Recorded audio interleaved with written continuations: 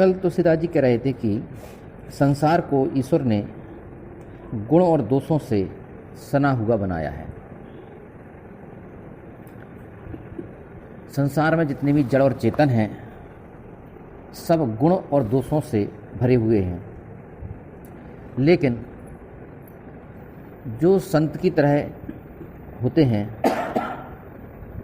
वे हंस की तरह व्यवहार करते हुए दूध को गुणों की तरह पान कर लेते हैं और विकारों को पानी की तरह छोड़ देते हैं। जड़ चेतन गुण दोषमय विश्व कीन करतार, संत हंस गुण गहीं पै परिहरिवारि विकार।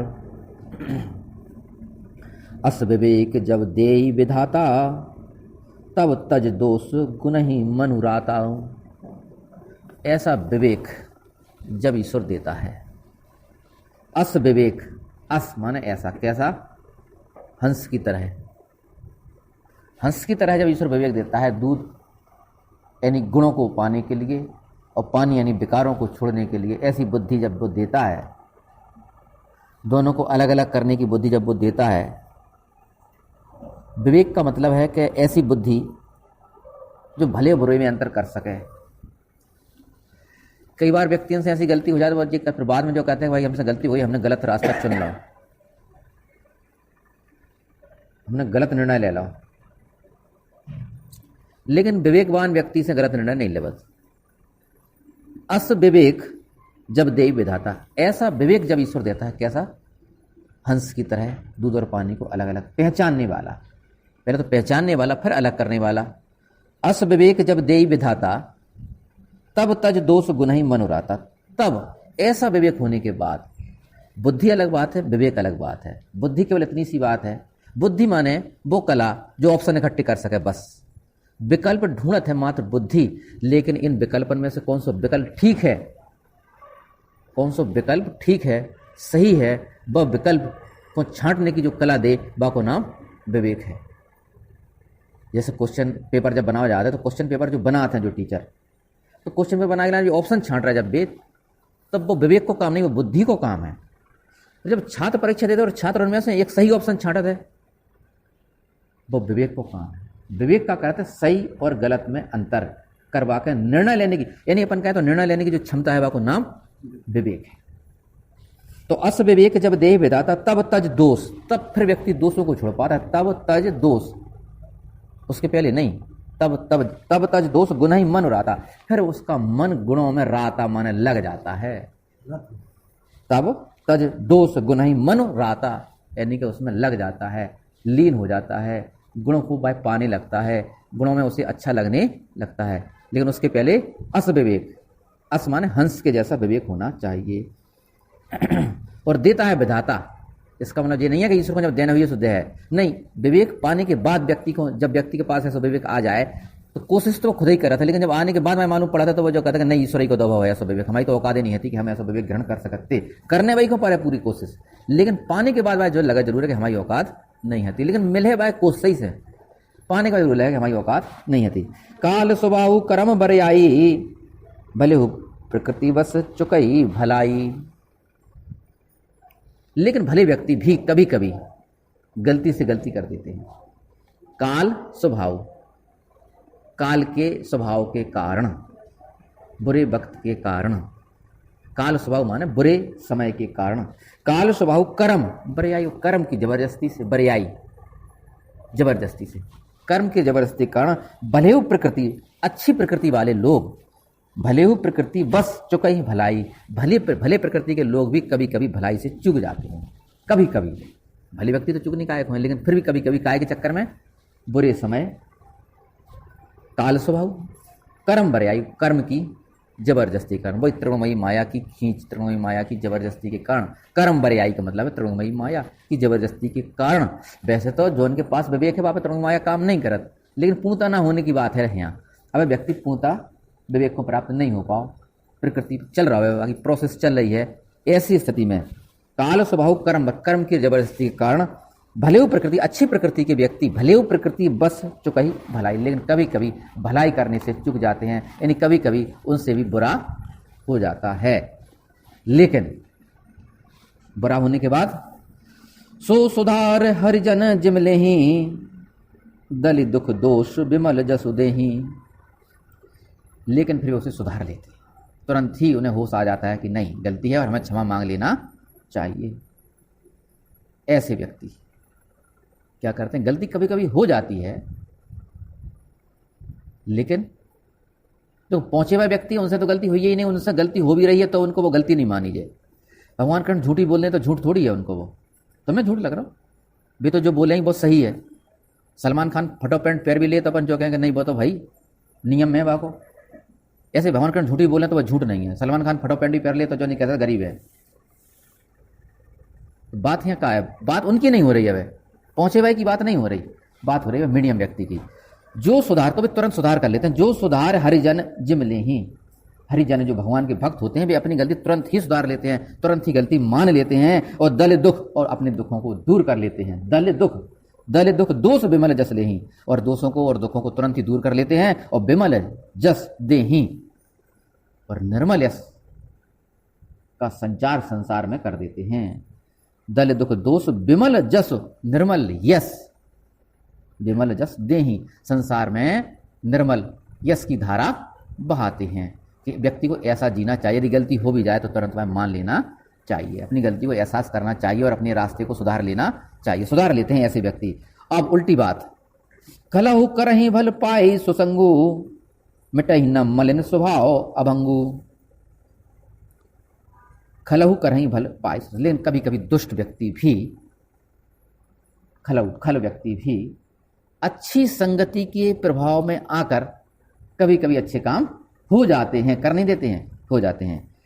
खलही करही भल पाए सुसंगु, कभी कभी दुष्टों से भी अच्छी संगत में पड़ने के कारण उनसे कुछ भले काम हो जाते हैं। उल्टी बात अब, लेकिन मिटही न मलिन स्वभाव अभंगु,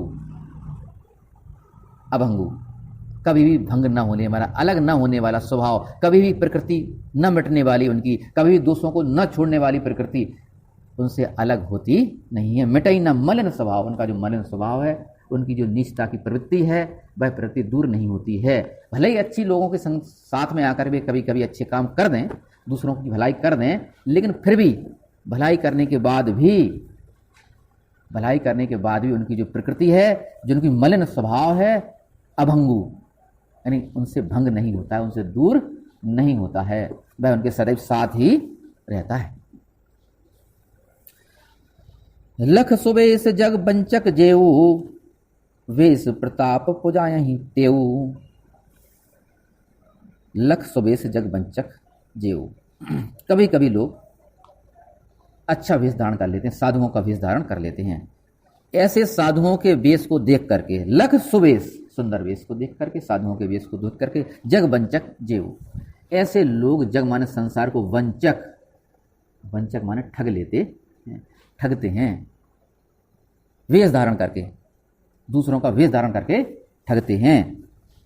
वेश प्रताप पुजायु तेऊ, लेकिन वह साधुओं के सुंदर वेश के ऐसा प्रताप है कि संसार उनकी पूजा करता है, उनकी नहीं, साधुओं के वेश की पूजा करता है, और वे संसार को ठगते हैं। वेश प्रताप, किसके प्रताप से? उस वेश के, उस चोला के जो ऊपर से धारण किया है।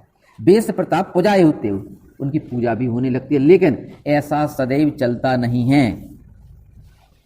उग्रही अंत न होए निभाहु, काली नेम जिम रावण राहु, लेकिन ऐसा सदैव चलने वाला नहीं है, कभी न कभी उनका भेद खुलता ही है, उनकी ही गलतियों के कारण। उग्रही अंत न होए निभाहु, उग्रही अंत, कभी ना कभी उनका, उग्रही माने भेद खुल ही जाता है, अंत तक उनका जीवन इस वेश से, नकली वेश से चलने वाला नहीं है। जैसे कालनेमिका और रावण और राहु का भेद खुल ही गया था। इनने क्या करो तो, कालनेम ने क्या करो, कालनेम ने संत को रूप धारण करो तो, और संत को रूप धारण करके हनुमान जी के लाने बीच में रास्ता में बैठ के जो है कि पूरा समय निकालना चाह रहा था कि पूरा समय रात ही बीत जाए तो लक्ष्मण जी के प्राण न बच पाए, जो कोशिश थी कौन की, कालनेम की। लेकिन जब हनुमान जी तालाब में नहावे गए तो तालाब की रहने वाली मगरी ने, जो सापित हथीवा ने पूरी कथा बता दी कि जो काल नेम नाम को राक्षस है और तुम समय व्यतीत करना चाह रहे हो, समय बर्बाद करना चाह रहे हो, तो चल तो नहीं पाई, माने रात काट तो नहीं पाई, तो भी कह रहे उग्र अंत न हो निभाऊ निभाऊ बहुत पूरा निर्वाह तो नहीं हो पाओ, रात तो नहीं काट पाई, माने भेद खोलो। काल नेम जिम रावण, और रावण ने जो भेष धारण करके सीता जी को हरण करने को प्रयास करो, तो वो जैसे सीता जी बाहर आई तैसे ही सीता जी को लेगा वो। और लेकिन बाने सोची थी कि निभाए हुई है हमारा, लेकिन भाव नहीं, मौत तो आई रावण की भी।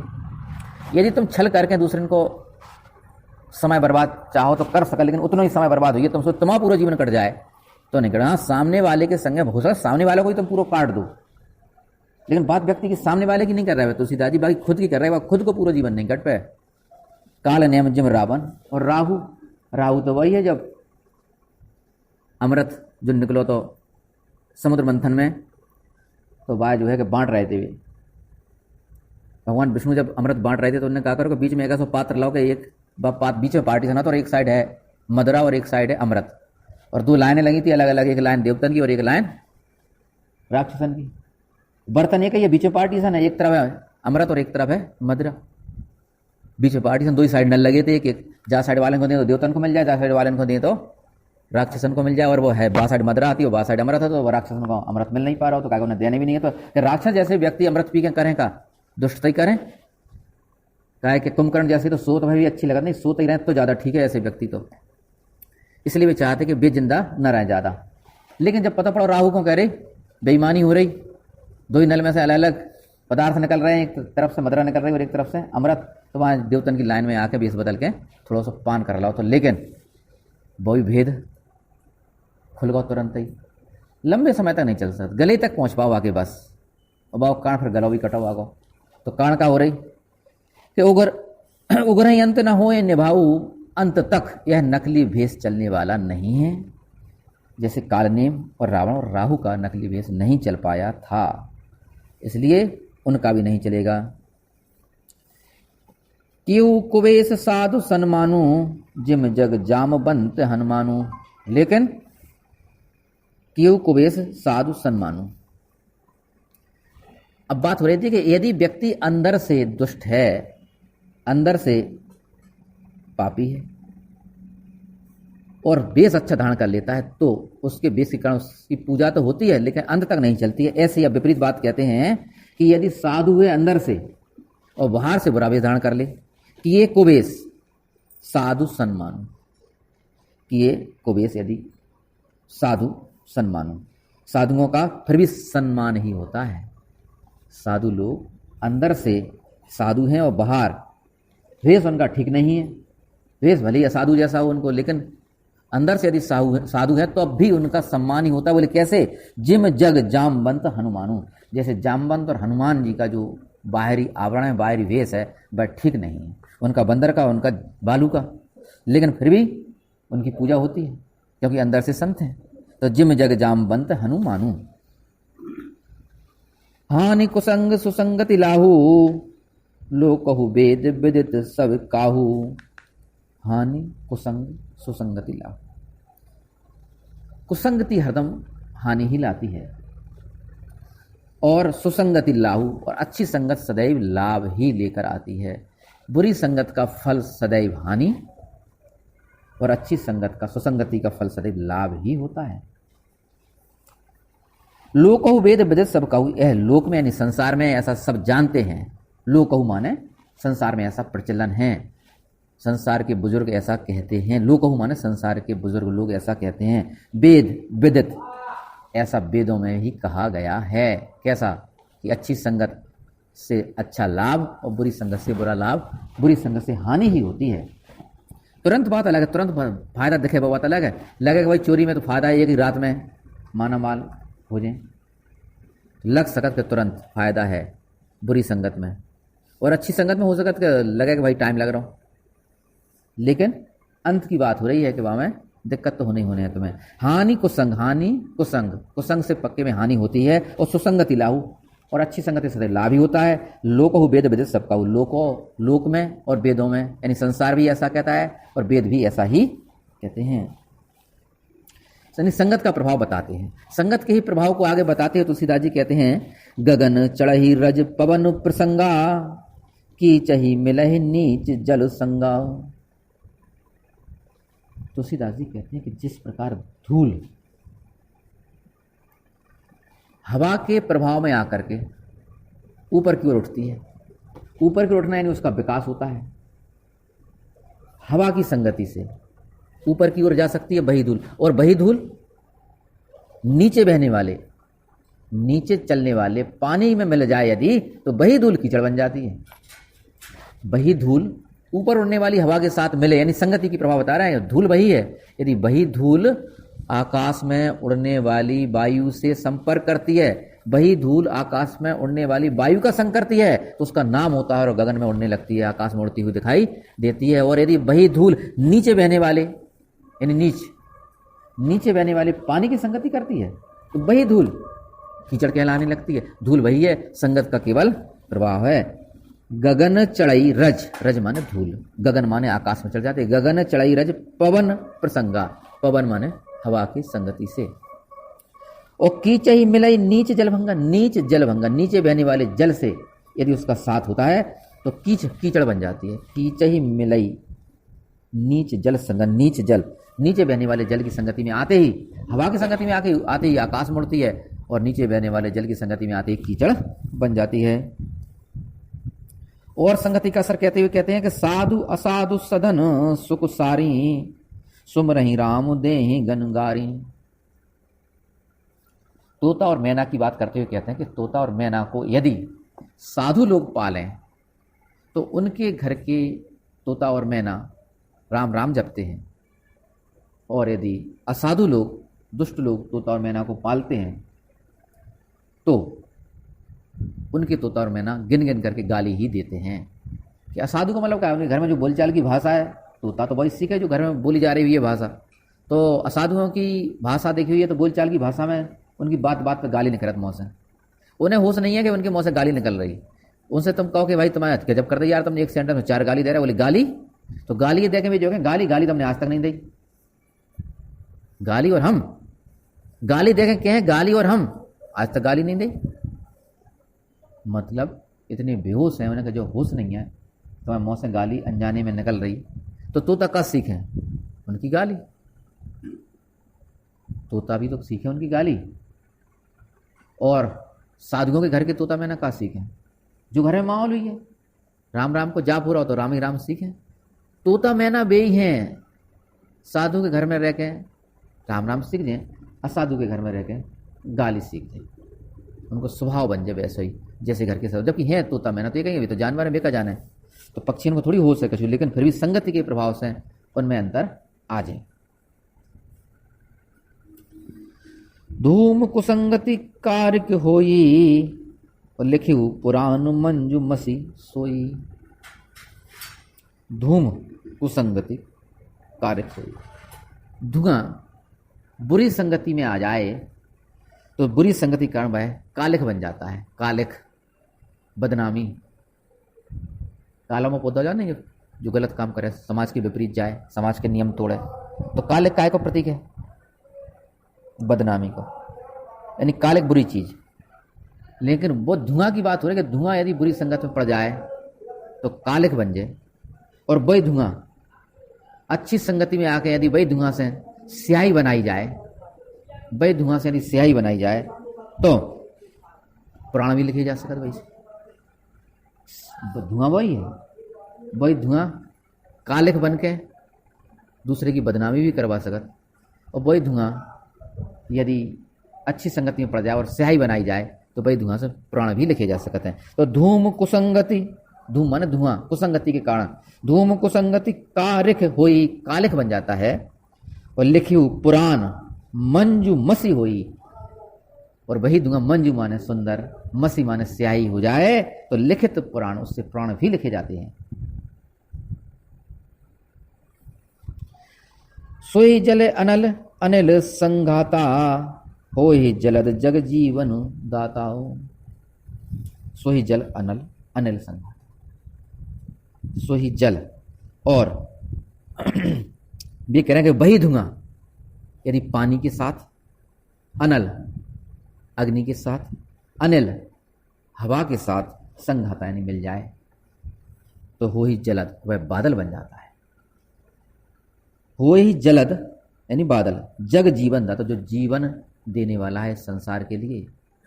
तो वे कहते हैं कि वही धुआं, उसी धुआं की संगति यदि अब जल, अग्नि और हवा से हो जाती है, सोई जल अनल अनिल संघाता। सोई, सोई माने उसी धुएं की संगति, सोई माने उसी धुएं की संगति, सोई जल के साथ, अनल अग्नि के साथ, अनिल हवा के साथ हो जाती है। धुआं तो वही है। अग्नि के साथ यदि उठे, अग्नि के साथ यदि उठ रहा है धुआं और हवा को सहयोग मिल जाए, अनिल माने हवा और अग्नि, और तो जल, ऊपर जाके वो जल में परिवर्तित हो जाता, यानी बादल बन जाता वो। और बादल कैसे बादल? हो ही जलद जग जीवन दाता, जो संसार को जीवन देने वाला है। वही धुआं जो बदनामी देने वाला था, वही दूसरों को जीवन देने वाला हो जाता है, केवल सत्संगति के प्रभाव से। ग्रह भेषज जल पवन पट, पाई कुजोग सुजोग, होए को वस्तु सुवस्तु जग, लखई सुलक्षण लोग।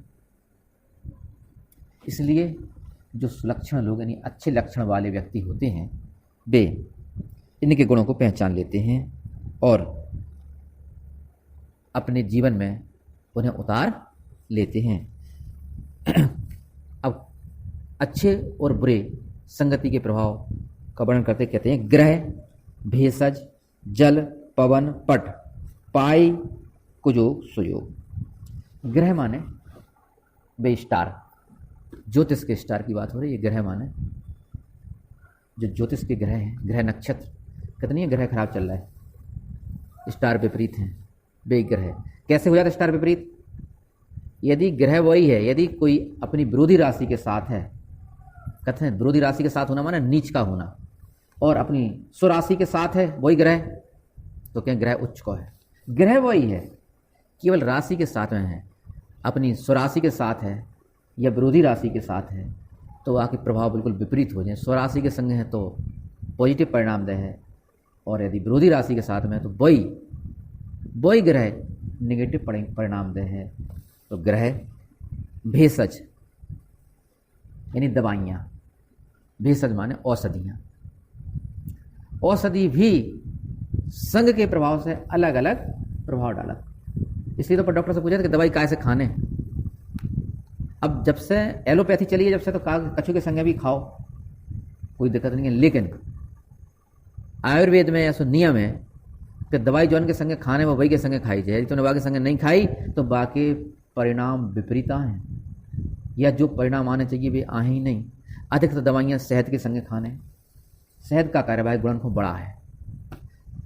आयुर्वेद की दवाइयाँ अधिकतर शहद के संगे खाई जाती है, और दूसरी वस्तु के संगे भी खाई जाती है, लेकिन बात संग के प्रभाव से है। दवाई एक ही है, जड़ी बूटी एक ही रहे, जड़ी बूटी एक ही रहे, यदि वह दूसरी चीज के संगे खाओ तो वह नेगेटिव प्रभाव डाले, और दूसरी चीज के संगे खाओ तो वही पॉजिटिव प्रभाव डालने लगे। तो कहा संगत के प्रभाव, तो दवाई भी संगत के प्रभाव से अलग अलग परिणाम देते हैं। ग्रह भेषज जल और पानी भी संगति के प्रभाव से वैसे ही हो जाए। वही पानी गंगा जल है, गंदगी से मिल जाए, वही पानी नाली को पानी भी है। पानी तो ये कही है, बात प्रभाव का है, जिसमें मिलाओ लगे उस जैसा। पानी की तो विशेषता है नहीं, तुम खुशबू मिला दो तो खुशबूदार हो जाए वही पानी, बदबू मिला दो बदबूदार हो जाए पानी। बात संगति के प्रभाव का है। ग्रह भेषज जल पवन, पवन और हवा, हवा यदि फूलन से टच होकर आ रही हुई है तो खुशबूदार हो जाए, और कोई सड़े सड़ाए मरे मरा जानवर से टच होकर आ रही हुई है तो वही हवा बदबूदार हो जाए। हवा को दोष थोड़ी है, दोष संगति को है। हवा तो वही है, नहीं हवा तो वही है, संगति के प्रभाव की बात कर रहे हैं कि भाव भेषज जल, ग्रह भेषज जल पवन पट, और पट माने कपड़े भी। कपड़े अच्छे और बुरे संयोग से, पाए कुजोग सुयोग, अच्छे संयोग से और बुरे संयोग से। कपड़ा भी यदि व्यक्ति कैसे पहने हैं, कैसे कपड़ा है और कैसे व्यक्ति पहने हैं। तांत्रिक पहने काले कपड़ा है, काले टीका है, डरते व्यक्ति। पीले कपड़ा है, संत पहने हैं, आकर्षित हुई है व्यक्ति। तो ग्रह भेषज जल पवन पट पाए कुजोग सुयोग, यानी अच्छी संगति और बुरी संगति पा करके हुई कुवस्तु सुवस्तु जग, इस संसार में कुछ अच्छी वस्तुएं बन जाते हैं, वे ही अच्छी वस्तुएं बन जाते हैं, वे ही बुरी वस्तुएं बन जाते हैं। कौन? वस्तुएं तो वे ही हैं, लेकिन कुयोग और सुयोग, अच्छी संगति और बुरी संगति से। हुई कुवस्तु सुवस्तु संग, संगत से।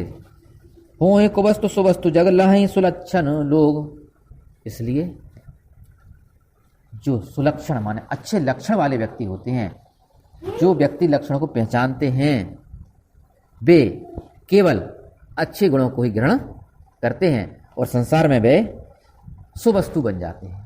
क्यों? केवल संग के ही वस्तु तो एक ही है, केवल संग के प्रभाव के कारण वे ही वस्तुएं बुरी हो जाती हैं और वे ही वस्तुएं अच्छी हो जाती हैं। इसलिए तुलसीदास जी कहते हैं कि पहले हम उन्हें पहचान लें कि कौन कौन सी संगति है, जिन संगति के प्रभाव से वस्तुएं अच्छी होती हैं और उन्हीं के प्रभाव से वस्तुएं बुरी होती हैं। बोलो रामचंद्र भगवान की जय, हनुमान जी महाराज की।